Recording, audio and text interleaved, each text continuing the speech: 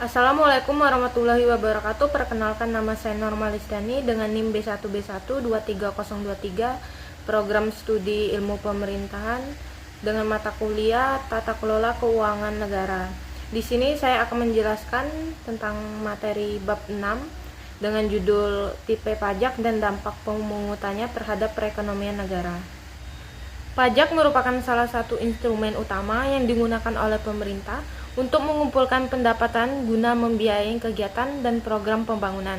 Pajak juga berfungsi sebagai alat pengatur ekonomi untuk mempengaruhi pola konsumsi, distribusi pendapatan, serta perilaku produksi di masyarakat. Pajak merupakan sumber utama penerimaan negara yang dibagi menjadi dua jenis, yaitu pajak langsung dan pajak tidak langsung. Pajak langsung dan pajak tidak langsung terbagi menjadi dua segi pengertian, dari segi tata usaha atau administrasi negara dan segi ekonomi. Dari segi tata usaha negara, pajak langsung ialah pajak yang dipungut berdasarkan surat ketetapan pajak atau KOHIR dan dilakukan secara berkala. Contoh dari pajak langsung misalnya pajak pendapatan, pajak kekayaan, pajak perseroan, dan pajak rumah tangga. Pajak tidak langsung menurut dari segi tata usaha negara adalah pajak yang pemungutannya tidak berdasarkan surat pajak dan tidak dilakukan secara berkala. Pada pemungutan pajak tidak langsung biasanya melalui suatu transaksi, tindakan, ataupun kejadian. Contohnya saat kegiatan jual beli barang yang dikenakan pajak penjualan. Sedangkan dari segi ekonomi, pajak tidak langsung beban pajaknya bisa dilimpahkan kepada orang lain atau pihak lain. Contohnya seperti bea masuk, cukai, pajak penjualan, bea lelang, dan sebagainya. Selanjutnya yaitu pajak langsung dan pajak tidak langsung sebagai sumber penerimaan negara.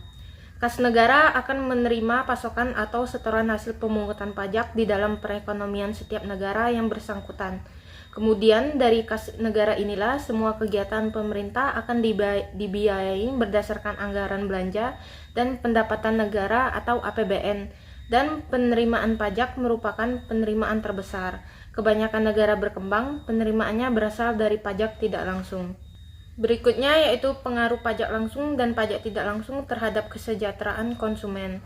Pemerintah ingin meningkatkan penerimaannya dengan menarik pajak dan pemerintah mempunyai alternatif apakah mengenakan pajak penghasilan atau PPN atau pajak penjualan.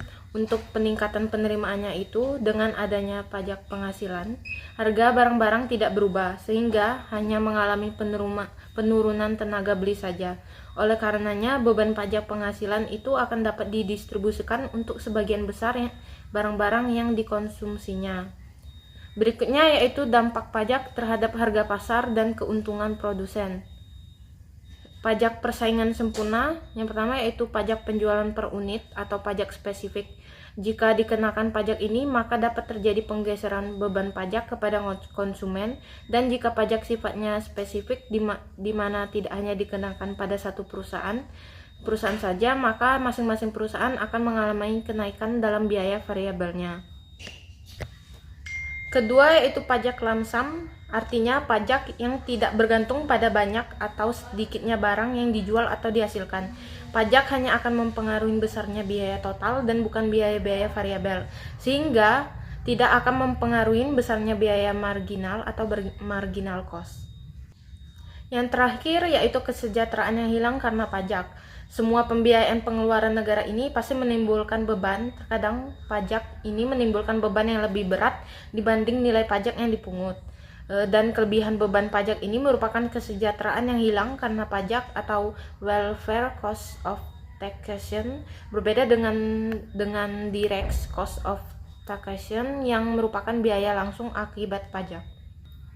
Sebagai akhir dari presentasi ini, saya ucapkan terima kasih atas waktu dan perhatian yang telah diberikan.